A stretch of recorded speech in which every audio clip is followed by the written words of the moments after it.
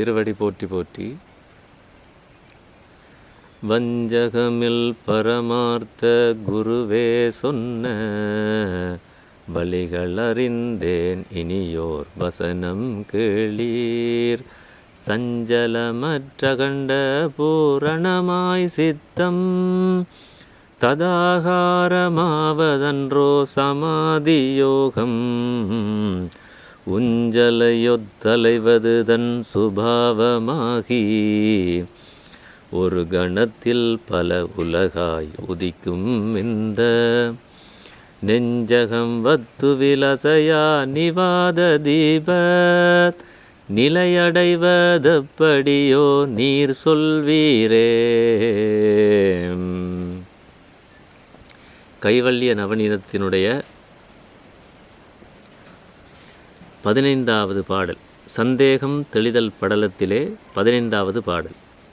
இதனுடைய சுருங்கிய பொருள், இந்த மனமானது ஒரு ஊஞ்சலை போன்றது. ஊஞ்சல் எப்படி அங்குமிங்கும் அலைந்து கொண்டே இருக்குமோ அதுபோல இந்த மனமும் ஒரு கணத்தில் பல உலகங்களாய் தோன்றுகின்றது, கற்பனையில் அலைவாய்ந்து கொண்டிருக்கிறது. சீடன் குருவிடம் கேட்கிறான், குருவே, காற்றே இல்லாத இடத்தில் இருக்கும் விளக்கின் சுடர் எப்படி அசைவின்றி நேராக நிற்குமோ அதுபோல அலைவாயும் என் மனதை அந்த பரம்பொருளில் அசைவற்று நிலை நிறுத்துவது எப்படி? இதுதான் சீடனுடைய கேள்வி.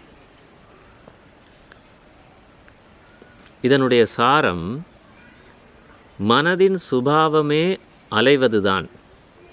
ஆனால் அந்த அலைச்சலை நிறுத்தி ஆத்ம ஞானத்தில் மனதை நிலைக்கச் செய்யும் சமாதி யோகம் பற்றிய ஏக்கமே இந்த பாடல்.